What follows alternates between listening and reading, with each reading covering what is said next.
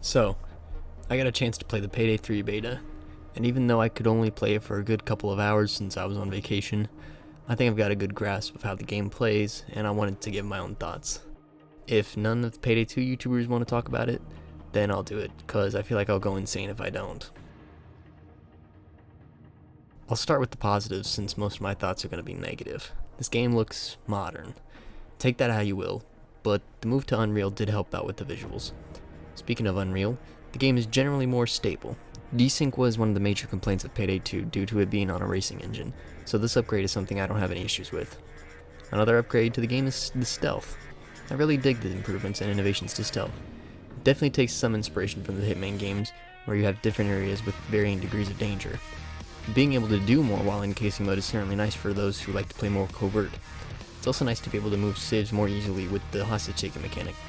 This feature helps out exponentially. Compared to Payday 2's way of moving civs, this is also a welcome change.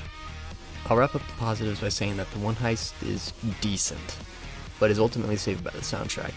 That is the one thing that has stayed consistent throughout the games, and Gustavo brings another great track, and I can't wait to hear the other tracks. Now with the bad, and this part will mostly be about how the game is played. First off, the new armor system is stupid. Instead of keeping the simple but effective system that worked in Payday the Heist and Payday 2, it now works like how armor works in Call of Duty Warzone. Now in that game, it makes sense that the armor is a valuable resource, as if it were like regenerating health, then the game would be a boring waiting game as to who can have more health. But in Payday 3, health and armor don't regenerate normally, which is kind of a problem when the only ways to regen health are through hostage trading or medic bags.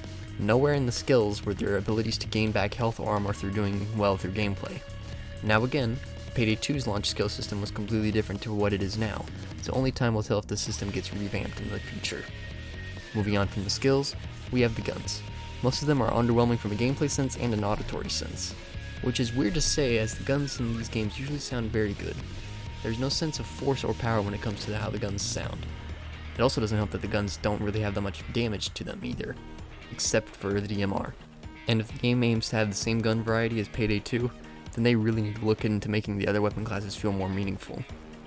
All the special units minus the medic are present, with the Grenadier being the new enemy type. If you're familiar with the Crackdown mod from Payday 2, then this guy works very similar. If you don't know, he deploys tear gas and flashbangs you. Not really much to add. The Taser got renamed to the Zapper, which is pretty lame. Like, why?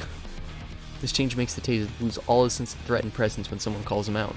On the topic of callouts, are the new voice lines not good? Most of the lines for calling out special units were re-recorded, and the voice actors sound like they could care less if a bulldozer was about to push their shit in.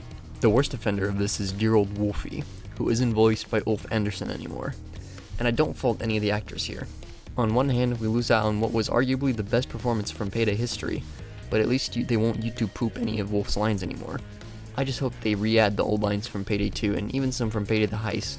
Even the dozer sounds different from Payday 2. I can understand wanting to make the specials not as cartoony as they were in Payday 2, but there's still some funny lines from the special units. I remember killing a dozer and he started exaggeratingly shouting out for a medic to come help him. Also, if you want a more serious tone for a game, why does the slide exist? I know it's a trend now for games to have a sliding system because kids need to have crazy ass movement in order to keep their dopamine levels high, but I'm so sick of it. Just give me a weird crouch jumping like the old games had it.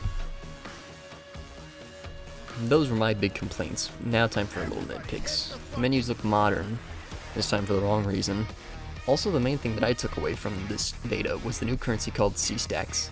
You can trade them in for cash, although for every trade the amount of cash required to purchase increases, with a cooldown time set for different bundles.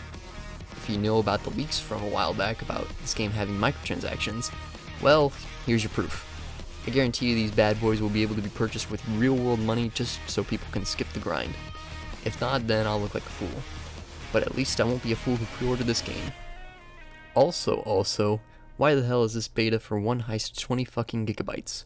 That's absurd, and I fear for those poor console hard drives when the full game comes out.